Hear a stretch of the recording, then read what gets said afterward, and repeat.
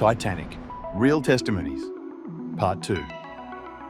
As we saw in the previous video, the controversial testimony of Alexander Carlisle, the chief engineer of the White Star Line, accused Thomas Andrews of succumbing to company pressures and requesting the removal of 32 lifeboats from the Titanic's original design. Now, we will hear the version of Thomas Andrews, the chief engineer who replaced Alexander Carlisle during the Titanic's construction. But first, welcome to Brugger Films. Don't forget to subscribe, like, and share our productions. Let's dive in.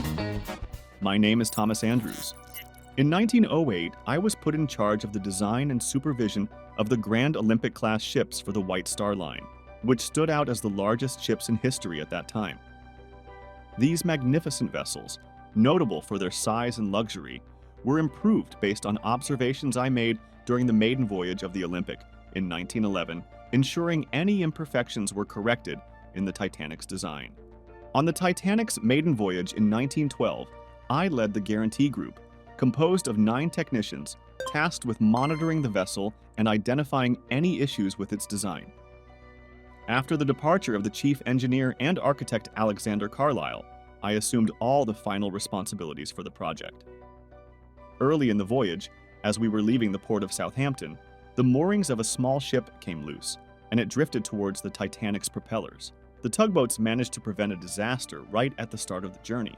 I found the whole incident very unpleasant. Throughout the trip, I had the habit of walking around the ship with my notebook, looking for any imperfections. I discovered that one of the steam tables in the restaurant kitchen wasn't working properly. The plaster used on the promenade deck was too dark, and some furniture needed to be painted green for aesthetic reasons. Being a perfectionist, I saw the need to reduce the number of screws in the cabins. I also noticed that the reading room for first-class women was underutilized, so I planned to create 2 more passenger cabins in its place. Unfortunately, the Titanic collided with an iceberg at 11:40 p.m. on April 14, 1912. I was in my cabin when someone knocked on the door, informing me that Captain Edward Smith required my immediate presence on the bridge. The captain told me what had happened, and we quickly went to Deck G to inspect the damage. We immediately found that the water had already completely flooded the mailroom. By then, 5 compartments were flooded, and I soon realized that the Titanic was doomed. We returned to the upper deck, and I tried to avoid panic among the passengers.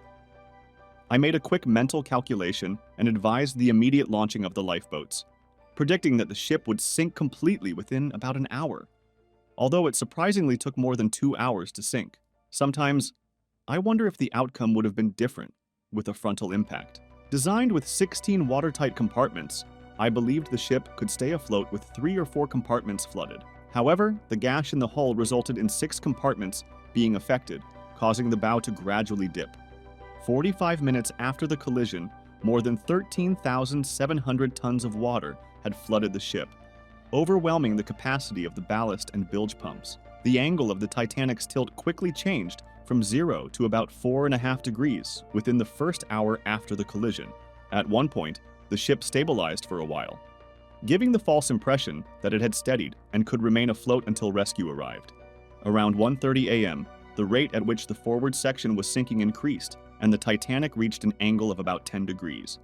At 2:15 a.m., I went to the deck and saw the panicked crowd.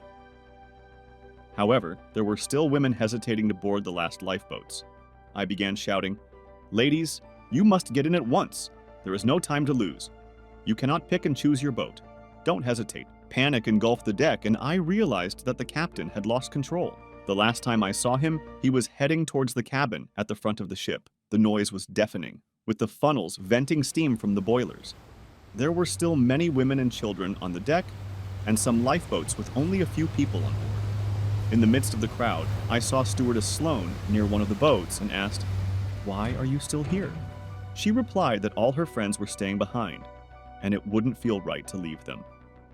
I quickly responded, "Would it be wrong for you not to go? You must get in now, Sloane." She finally obeyed my plea and got into a lifeboat.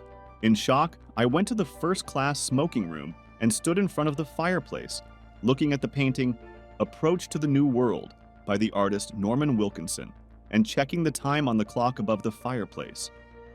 I lost all hope and went down with the Titanic at the age of 39. My body was never found. Thomas Andrews, according to Alexander Carlisle's allegations, indeed removed more than half of the lifeboats from the Titanic's original design. Captain Edward Smith, honoured even after his death, handed the ship's command to his subordinates Murdoch, 6th Officer James Moody, and helmsman Robert Hitchens, ignoring iceberg warnings. However, as testified by Frederick Fleet, the lookout who spotted the iceberg, 39 seconds was an incredibly short time to avoid the massive ice formation. But what can William McMaster Murdoch, who was on the bridge that fateful night, reveal to us? His words might shed light on the events that led to the Titanic's tragic downfall and clarify the truth about his death. My name is William McMaster Murdoch, and I served as first officer on the RMS Titanic. Coming from a lineage of sailors, the surname Murdoch carries the significant connotation of man of the sea in my family. I was assigned by Captain Smith to be on duty on the bridge on the fateful night of the accident. Upon receiving the news of the iceberg sighting, I immediately ordered a reversal of the engines and an evasive maneuver to avoid the collision with the massive ice formation. Contrary to the belief that the size of the rudder would compromise the Titanic's agility, tests had shown that the Titanic had remarkable capabilities for evasive maneuvers and quick stops. Yes, the Titanic was very agile for a ship of that size. We had only 39 seconds between the sighting of the iceberg and the moment of collision. We took every possible measure with utmost agility, communicating to the engine room to reverse the propellers and turning the helm to starboard, aiming to safely avoid the iceberg. Although the Titanic did not collide head-on with the iceberg, we suffered a lateral gash in the hull that compromised the ship's integrity. After the evacuation decision, I was in charge of launching the lifeboats on the starboard side of the ship. I believe I saw Bruce Ismay board one of the lifeboats. Unfortunately, at 39 years old, I did not survive the sinking. I express my gratitude to my fellow officers who took the care to write to my wife Ada, sharing the heroic details of my actions that night. However, the first news of the sinking reached Ada through the newspapers, some of which, like the New York World, erroneously suggested that I had committed suicide aboard the Titanic. Fortunately, on April 24th, Ada received a letter written by Lightoller and co-signed by Pittman, Boxhall, and Lowe, the 4 surviving officers who were with me on the deck that fateful night. In the letter, they regretted not writing sooner to refute the false reports about my death and reaffirmed my actions during the entire evacuation of the ship. Lightoller, the last person to see me alive, clarified that he saw me being swept away by a wave on the boat deck. The letter urged Ada to ignore the false news circulating in the papers. At the end of her life, my wife Ada stated that her only regret was that we never had a child. James Cameron's iconic 1997 film Titanic may not have properly honoured the character of Murdoch, and the director himself has admitted to misrepresenting this character in the movie.